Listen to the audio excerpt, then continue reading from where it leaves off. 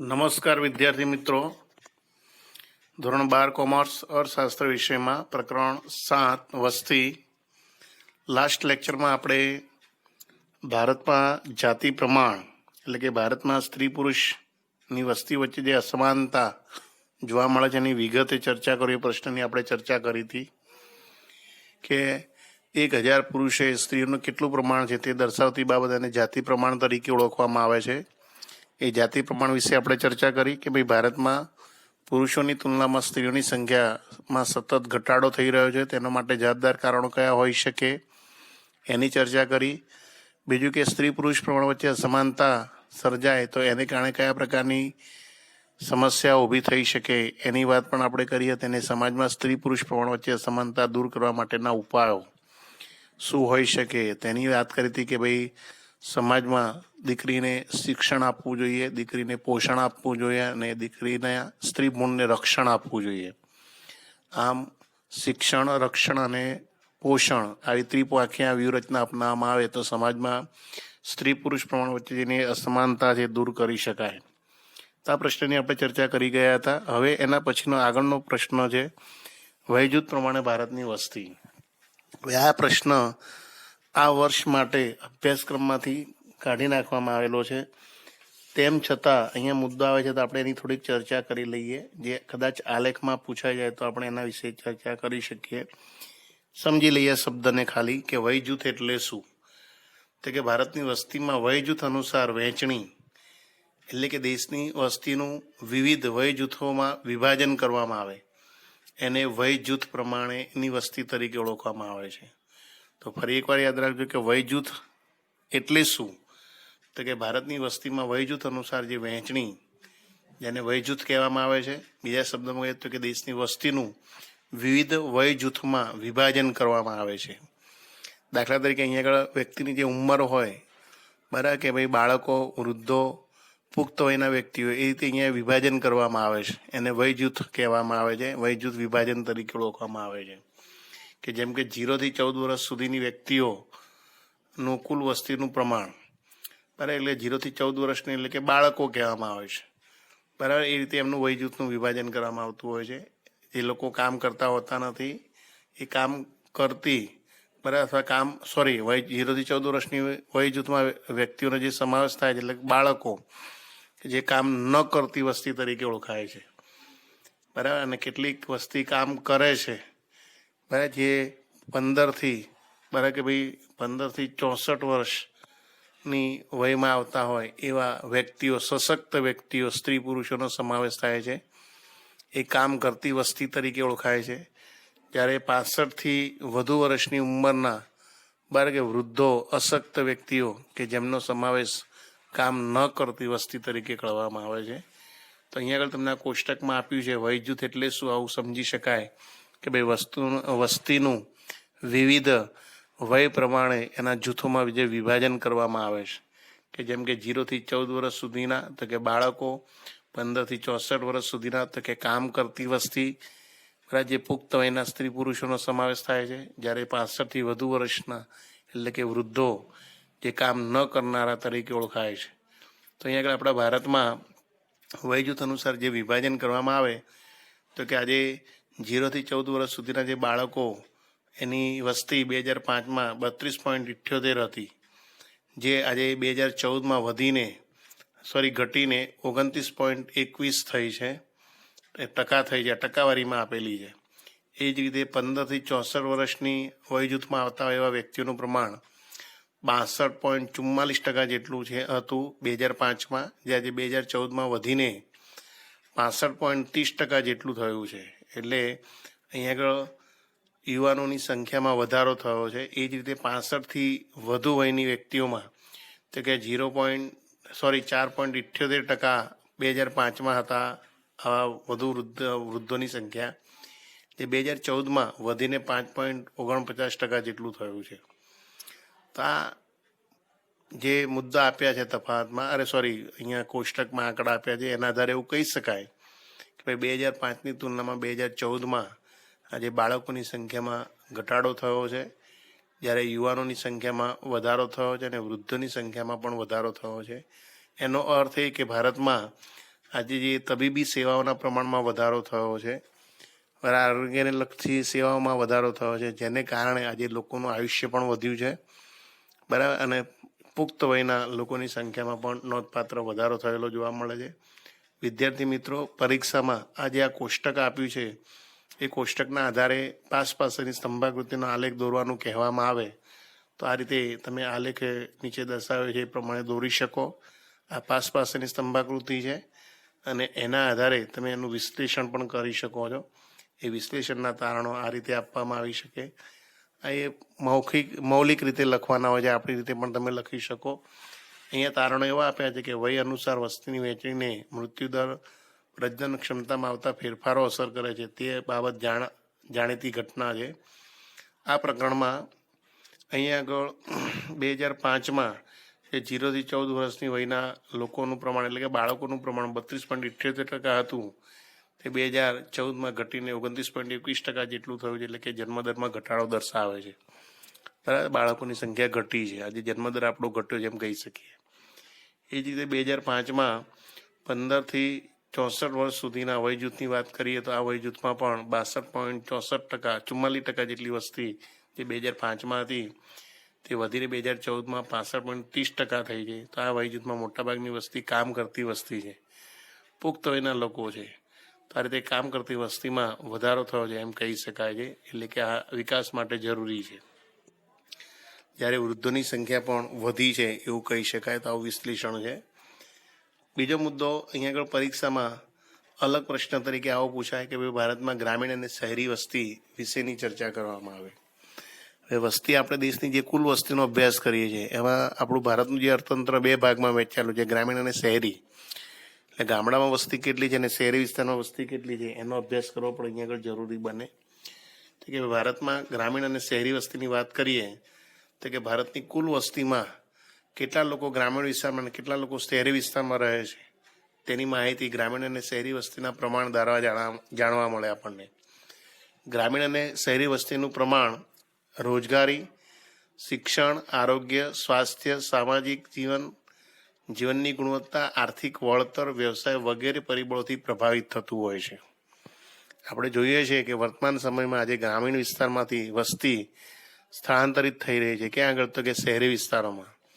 તો આજે ધીમે ધીમે ગામડામાંથી વસ્તી શહેરોમાં જાય છે અને શહેરોમાં આ જે બધા પરિબળો આપણે હમણાં જોયા એ પ્રમાણે કે ભાઈ આરોગ્યની સેવાઓ, સ્વાસ્થ્યવર્ધક સેવાઓ છે, શિક્ષણ છે, રોજગારીની તકો છે, આ બધાથી પ્રભાવિત થઈને લોકો સ્થળાંતર કરતા હોય છે.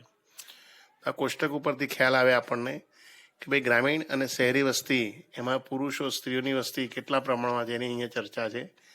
તો કે 1901માં ગ્રામીણ વસ્તી 21.2 કરોડ વસ્તી હતી. એટલે કે કુલ વસ્તીના 89.1% લોકો ગામડામાં રહેતા હતા, જ્યારે શહેરી વિસ્તારમાં માત્ર 26% વસ્તી 2.6% વસ્તી હતી. બરાબર, એટલે કે કુલ વસ્તીના 10.9% લોકો શહેરમાં રહેતા હતા. આમ દેશની કુલ વસ્તી 23.8 કરોડ વસ્તી હતી. તો ભારતની જે કુલ વસ્તી હતી 1901માં એમાં સૌથી વધારે વસ્તી ગ્રામીણ વિસ્તારમાં હતી અને શહેરી વિસ્તારમાં વસ્તીનું પ્રમાણ માત્ર 2.6%. બરાબર, 6 કરોડ એટલે કે 10.9% જેટલું જ હતું એમ. 1951માં જોવામાં આવે તો કે 1951માં ભારતની ગ્રામીણ વિસ્તારની જે વસ્તી છે 29.9%, 9 કરોડ થઈ.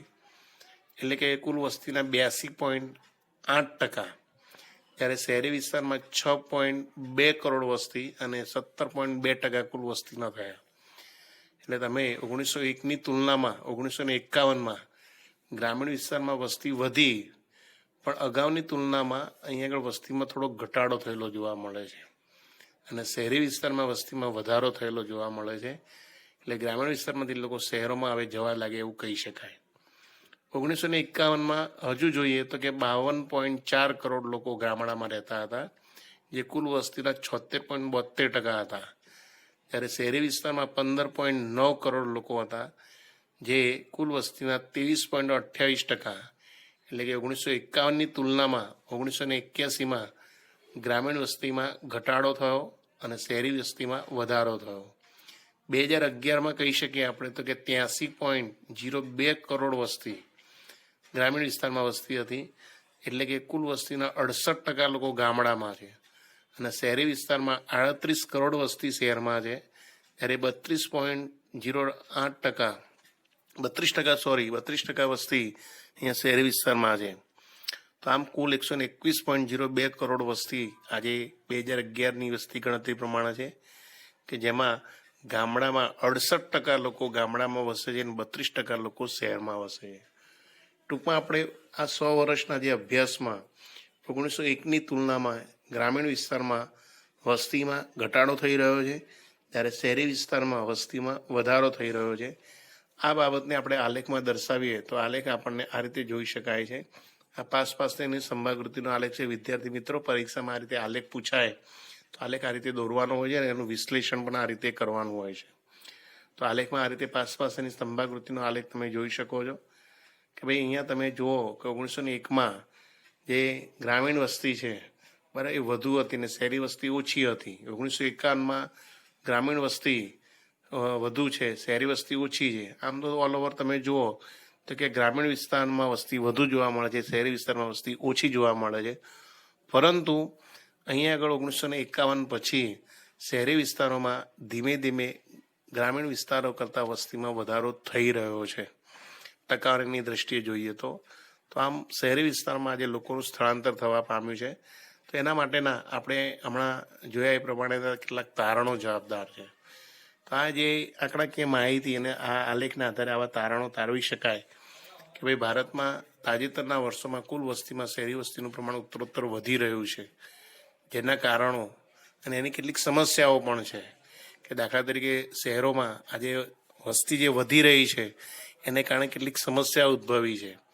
કઈ તો કે શહેરમાં આજે ઝૂંપડપટ્ટીમાં વધારો થયો છે, ગંદકીની સમસ્યા ઊભી થાય છે, અપૂરતી આંતરમાળખાકીય સગવડોને કારણે ત્યાં વ્યવસ્થા તંત્ર વ્યવસ્થિત કામ કરી શકતું નથી. એટલે કે વીજળી, વાહન વ્યવહાર, પાણી જેવી પાયાની જે સેવાઓ પૂરી પાડવામાં વ્યવસ્થા તંત્ર નિષ્ફળ જાય છે. કચરાના નિકાલની વ્યવસ્થા ન થતાં પ્રદૂષણના પ્રશ્નો ઊભા થાય છે. આ ઉપરાંત ગુનાખોરી, લૂંટફાટ જેવી સામાજિક દૂષણોનું પણ સર્જન થાય છે. તો આ જે શહેરી વસ્તીમાં જે વધારો થાય છે એને કારણે તે શહેરી વિસ્તારોમાં આ વિવિધ પ્રકારની આવી સમસ્યાઓ ઊભી થતી જોવા મળે છે એવું અહીંયા કહી શકાય છે. કે ભાઈ આજે ગામડામાંથી લોકો શહેરોમાં જાય છે, પરંતુ શહેરોમાં પણ આવી કેટલીક સમસ્યા ઉપસ્થિત થાય છે કે ગામડામાંથી શહેરોમાં જાય છે તો શહેરોમાં લોકોને રોજગારી પૂરા સમયની મળતી નથી.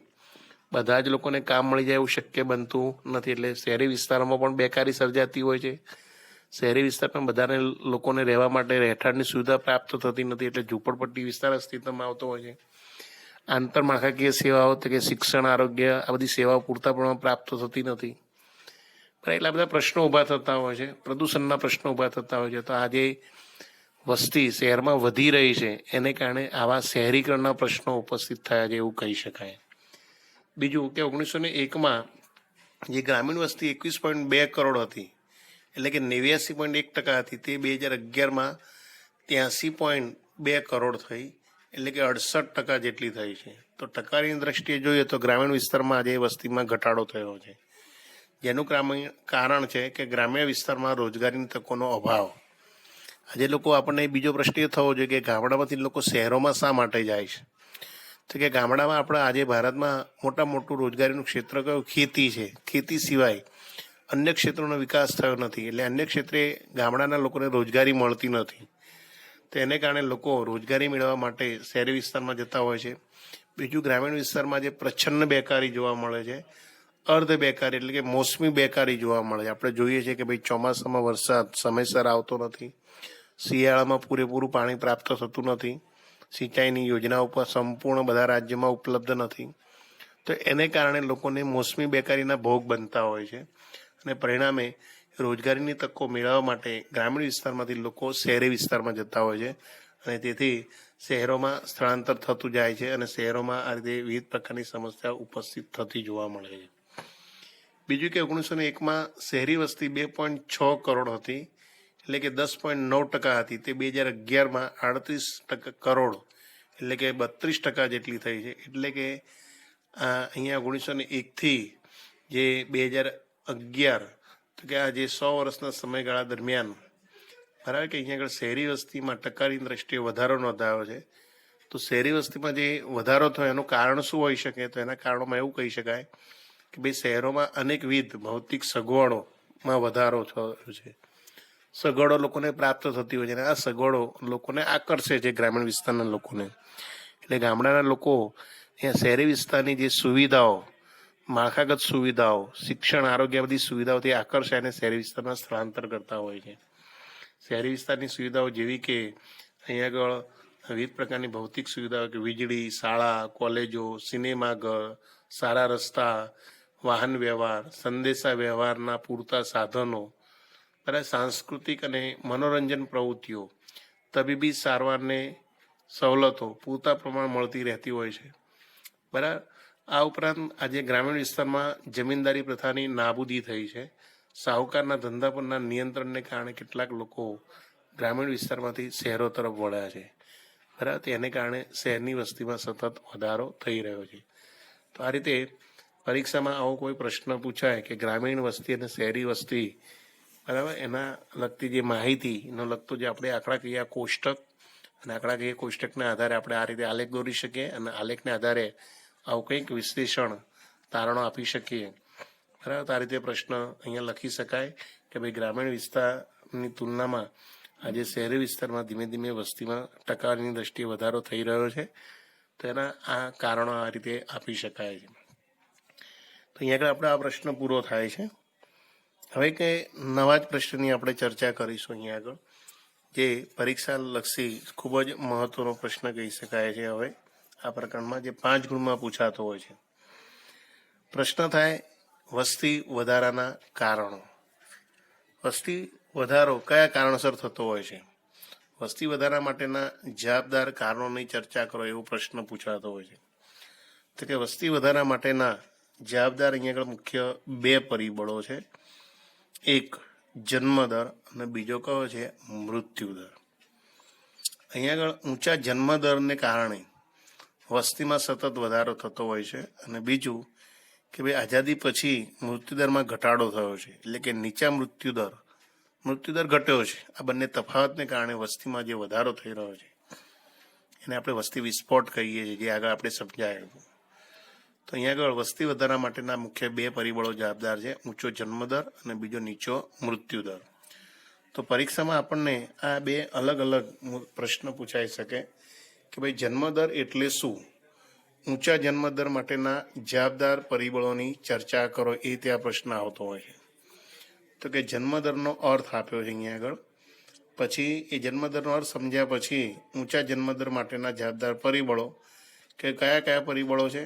તો કે ઊંચા જન્મદર માટે સામાજિક પરિબળો કે જેમાં સાર્વત્રિક લગ્ન પ્રથા, નાની ઉંમરે લગ્ન, વિધવા પુનર્લગ્ન, પુત્ર પ્રાપ્તિની ઘેલછા, સંયુક્ત કુટુંબ પ્રથા. આર્થિક પરિબળો જેમાં 2 શિક્ષણનું નીચું પ્રમાણ, આવકની નીચી સપાટી, બાળ મૃત્યુદરનું ઊંચું પ્રમાણ. અને ત્રીજું છે અન્ય પરિબળો જેમાં ઊંચો પ્રજનન દર અને કુટુંબ નિયોજન અંગેની માહિતીનો અભાવ, એવા પરિબળો અહીંયા જવાબદાર ગણવામાં આવે છે. વિદ્યાર્થી મિત્રો, આપણે આ મુખ્ય પ્રશ્નની ચર્ચા કરીએ પહેલાં જન્મદર એટલે શું અને મૃત્યુદર એટલે શું એની ચર્ચા આપણે પહેલાં કરી લઈએ. તો જન્મદર કોને કહેવાય? તેની વ્યાખ્યા અહીંયા આપવામાં આવી છે કે ભાઈ વર્ષ દરમિયાન દર 1000ની માનવ વસ્તીએ જન્મ પામતા બાળકોની સંખ્યાને જન્મદર કહે છે. યાદ રાખજો ફરી એકવાર, જન્મદર એટલે શું? તો કે વર્ષ દરમિયાન દર 1000ની માનવ વસ્તીએ જન્મ પામતા બાળકોની સંખ્યાને જન્મદર કહે છે. એને સૂત્રમાં આ રીતે લખી શકાય કે જન્મદર બરાબર વર્ષ દરમિયાન જીવતા જન્મેલા બાળકોની સંખ્યા ભાગ્યા કુલ વસ્તી ગુણ્યા 1000. અહીંયા જન્મદર છે, બરાબર, અહીંયા પ્રમાણ નથી. પ્રમાણ હોય તો આપણે 100 દર્શાવીએ, પણ અહીંયા જન્મદર 1000 ગણવામાં આવે છે, એટલે 1000 અહીંયા યાદ રાખવાનું કે ભાઈ જન્મદરને ટકારીમાં દર્શાવતો નથી, પરંતુ પ્રત્યેક 1000ની વસ્તી દીઠ ગણવામાં આવે છે. વસ્તીમાં કેટલો વધારો થાય છે તે જન્મદરના આધારે ખ્યાલ આવે છે.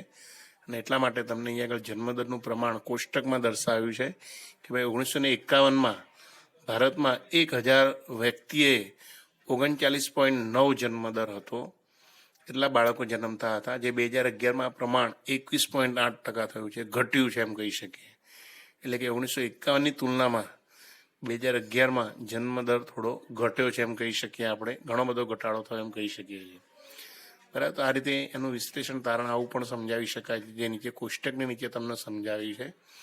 બરાબર. તો કે આજે જન્મદર ઘટ્યો છે એના કારણો શું હોઈ શકે? તો કે જન્મદર ઘટ્યો એનું મુખ્ય કારણ કે શિક્ષણનું જે પ્રમાણ, બરાબર, કે આજે ધીમે ધીમે શિક્ષણનું પ્રમાણ બરાબર કે વધ્યું છે એને કારણે. બીજું કે આજે લોકોની જે શિક્ષણને કારણે એ લોકોનામાં શું છે કે વસ્તી વધારાને કારણે કઈ મુશ્કેલી સર્જાઈ શકે એ બાબતો સમજતા થયા છે, જેને કારણે આ પ્રમાણ ઘટ્યું છે. તો અહીંયા સમજાવે છે કે ભાઈ 1951માં જન્મદરનું પ્રમાણ 39.9 હતું, તે 2011માં ઘટીને 21.8 થયું. તો અહીંયા આગળ 18.1 જેટલો તફાવત જોવા મળે છે. તો આ ધીમા જન્મદરમાં ઘટાડો દર્શાવે છે કે આ જન્મદર જે ધીમો જોવા મળે છે એનું કારણ એવું આપ્યું છે કે ભાઈ હજુ પણ આપણા દેશમાં શિક્ષણનું પ્રમાણ નીચું જોવા મળે છે. બરાબર. આજે આપણા ભારતમાં સંપૂર્ણ સાક્ષરતા જોવા મળતી નથી. હજુ પણ ભારતના કેટલાક રાજ્યોમાં, કેટલાક સમાજોમાં વસ્તી ખૂબ જ અભણ પછાત છે. એને કારણે બીજું કે આજે પણ ભારતમાં અભણ વસ્તી હોવાને કારણે પુત્ર પ્રાપ્તિની ઘેલછા જોવા મળે છે. આપણો સમાજ એ પુરુષ પ્રધાન સમાજ, એમાં દીકરાને જ વધારે મહત્વ આપવામાં આવે છે, એને કારણે પણ. અને બીજું કે આવકની નીચી સપાટી વગેરે કારણોને લીધે અહીંયા જન્મદર ઊંચો રહેલો જોવા મળે છે, જેની ચર્ચા આપણે જન્મદરના મુદ્દામાં કરીશું વિગતે, એટલે ખ્યાલ આવશે. બીજો મૃત્યુદરનો અર્થ આપ્યો છે કે મૃત્યુદર એટલે શું?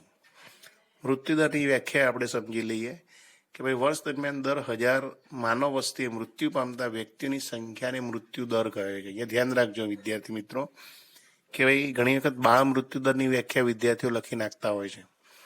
બાળ મૃત્યુદરની વ્યાખ્યા અને મૃત્યુદરની વ્યાખ્યા તદ્દન અલગ છે. બરાબર. તો આ વ્યાખ્યા ફરી એકવાર યાદ રાખજો કે વર્ષ દરમિયાન દર 1000ની માનવ વસ્તીએ મૃત્યુ પામતા વ્યક્તિઓની સંખ્યાને મૃત્યુદર કહે છે. અહીંયા આગળ વ્યક્તિઓ લખવાનું હોય છે. જ્યારે બાળ મૃત્યુદરની વ્યાખ્યામાં બાળકો, આપણે બાળ મૃત્યુદરની વ્યાખ્યામાં શું લખીએ છીએ કે ભાઈ વર્ષ દરમિયાન દર 1000 જીવતા જન્મેલા બાળકોની સામે મૃત્યુ પામતા બાળકોની સંખ્યાને બાળ મૃત્યુદર કહેવામાં આવે છે. અહીંયા શું વ્યાખ્યા છે કે ભાઈ વર્ષ દરમિયાન દર 1000ની માનવ વસ્તીએ મૃત્યુ પામતા વ્યક્તિઓની સંખ્યાને મૃત્યુદર કહે છે.